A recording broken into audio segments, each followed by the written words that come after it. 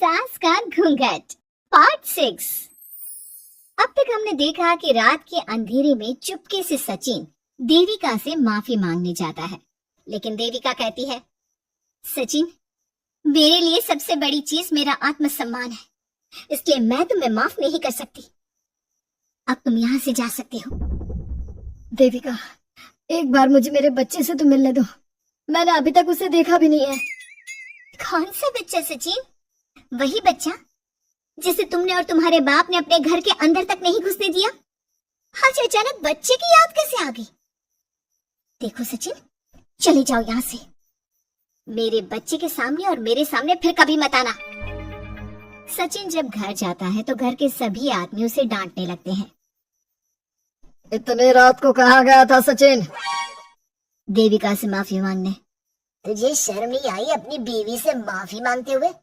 घर की इज्जत का कुछ ख्याल है कि नहीं? लेकिन चाचा जी, आखिर अपनी ही पत्नी से माफी मांगने में कैसी शर्म? लो जी लो, नवाबजादे पूछ रहे हैं कि कैसी शर्म। अरे मुझे अभी तक ये समझ में नहीं आता कि देविका तेरी पत्नी है या तू देविका की पत्नी है। जीजा जी, पति पत्नी एक समान होते हैं और माफी मांगने से कोई छोटा बड़ा नहीं होता। काश मैंने पहले अपनी पत्नी का साथ दिया होता। आज मैं आखिरी बार आपको समझा रहा हूँ कि आप सब भी अपनी पत्नियों से माफी मांग लो। देविका ने तो मुझे माफ नहीं किया, शायद माँ, चाची, भाभी और दीदी ही आप सबको माफ कर दे। सचिन सभी को समझाने की बहुत कोशिश करता है, लेकिन कोई भी उसकी बात नहीं सुनता। वहीं दूसरी ओर सुजाता के हाथ का बना खाना सारे गांव में फेमस हो गया था, तो उसने एक बहुत अच्छा सा होटल खोल दिया। देविका, मैं चाहती हूँ मेरे होटल की सबसे पहली ग्राहक तुम ही हो, क्योंकि तुम्हारी वजह से ही आज मैं अपना खुद का होटल खोल पाई हूँ। क्यों नहीं भाभी? लेकिन भाभी, आपको अब अपने होटल में ना सिर्फ इंडियन खाना बनाना है, बल्कि इटालियन, चाइनीज और फ्रेंच खाना भी बनाना होगा। सुजाता सभी औरतों को अपने होटल का खाना खिलाती है। खाना खाने के बाद कम्मो कहती है, अरे बहू, इतना अच्छा खाना तो मैं भी नहीं बना सकती। तू तो वो हो गई, क्या कहते हैं उसे? मास्टर शेफ चाची जी। हाँ, मास्टर शेफ। बहू, अब तेरा होटल चलेगा नहीं बल्कि दौड़ेगा। हाँ बहू, तूने सच में खाना बहुत स्वादिष्ट बनाया है। अब बीना बेटी, तुझे क्या करना है? अपना बुटीक कब खोलेगी? माँ, कल ही कर देती हूँ। दुकान और सिलाई मशीनों का सारा काम हो गया है और वर्कर भी आ जाएंगे। तो ठीक है, फिर अच्छे काम के लिए देर नहीं करनी चाहिए। देविका, मैं चाहती हूँ कि मेरी दुकान का इनॉग्रेशन तुम करो। आखिर तुम्हारी वजह से तो मेरा बुटीक खुल रहा है। अगले दिन वीना भी अपना बुटीक खोल लेती है। उसका बुटीक भी चलने लगता है। माँ, आजकल ना कस्टमर ज्यादा हो गए हैं। बुटीक में जो वर्कर है वो वर्कर कम पड़ रहे हैं। मुझे और वर्कर की जरूरत है। बेटी, गांव में तो तुझे कोई मिलने से रहा। अच्छे वर्कर तो शहर से ही मिलेंगे। हमें भी कुछ लोगों की जरूरत है जो हमारे बर्तन शहर ले जाकर बेच सके। देविका बहू, अब तू ही कुछ कर।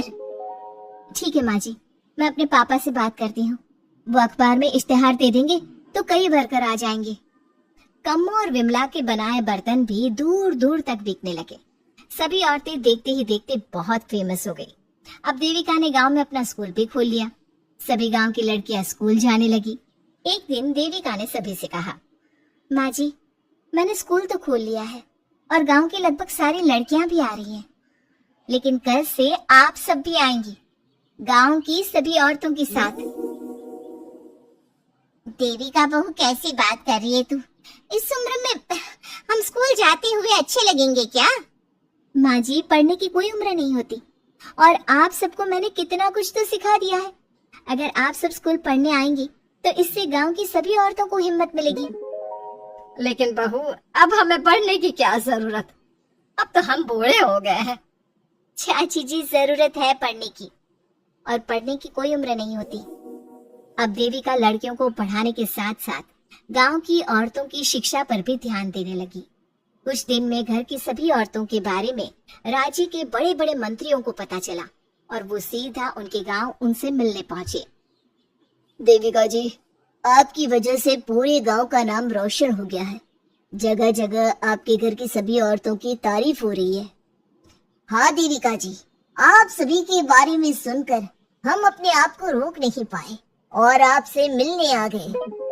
देविका जी, हम आपको और आपके घर की सभी औरतों को सम्मानित करना चाहते हैं और आपके स्कूल के लिए डोनेशन भी देना चाहते हैं। इस तरह मंत्री और गांव के सभी लोग देविका के साथ साथ उसके घर की सभी औरतों को प्रतीक चिन्ह देकर, फूलों की माला पहनाकर और शॉल देकर सम्मानित करते हैं। इसके अलावा देविका के स्कूल के लिए भी बहुत पैसा देते हैं। जिस पंचायत ने देविका के खिलाफ फैसला सुनाया था, उस पंचायत को अपने फैसले पर आज पछतावा हो रहा था। उधर घर के आदमियों की हालत और भी खराब हो रही है। बापू, चाचा जी, अब सचिन ने आपको समझाया था कि सबसे माफी मांग लेते हैं, तब आपने हमारी बात नहीं सुनी। अब देखिए, सभी का राज्य में कितना नाम हो रहा है। खुद मंत्री जी उनको सम्मानित करने आए हैं। बापू, मोहन और सचिन ठीक कह रहे हैं। हमारी हालत तो दिन पे दिन खराब होती जा रही है। ना तो हम घर का कोई काम कर पा रहे हैं और ना ही बाहर का। तुम लोग जरूरी बात सबसे आखिर में बताते हो। ये बात तुम लोग पहले भी तो बता सकते थे। भैया, हमें सबसे माफी मांगनी चाहिए और सबको यहाँ बुलाकर लाना चाहिए। ठीक है, तुम सब यही चाहते हो तो चलो, आज ही घर की सभी औरतों को घर ले आते हैं।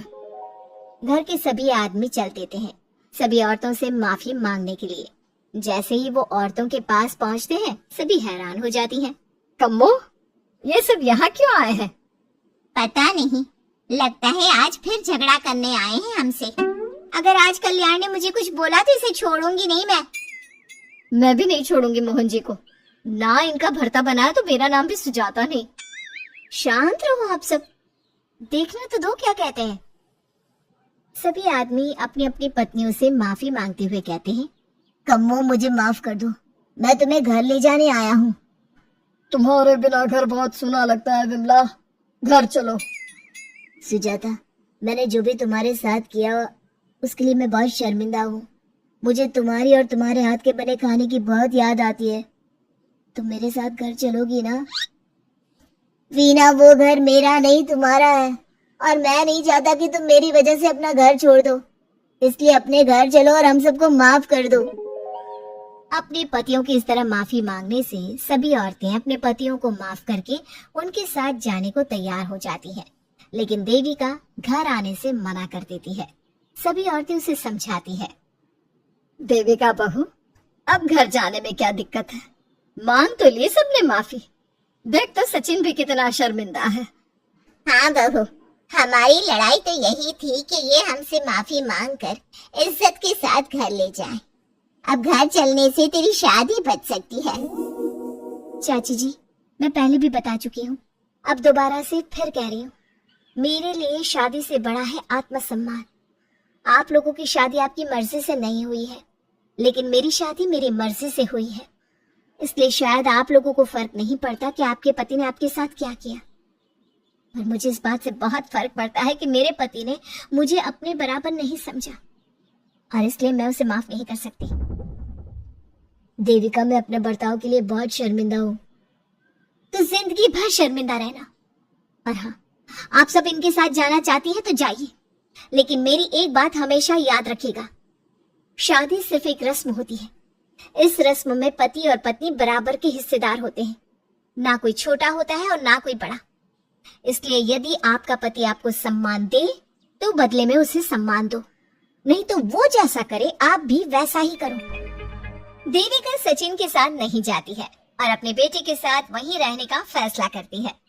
अब वो न सिर्फ अपने गांव बल्कि हर जगह जाकर महिला शिक्षा और उनके अधिकारों का प्रचार करती है। हमारे प्यारे दर्शकों, हमें कमेंट करके जरूर बताएं कि देविका का ये फैसला आपको कैसा लगा और हमारी कहानी सास का घूंघट आपको कैसी लगी। इसी तरह की मजेदार कहानी सुनने के लिए हमारे चैनल को सब्सक्राइब जरूर करें।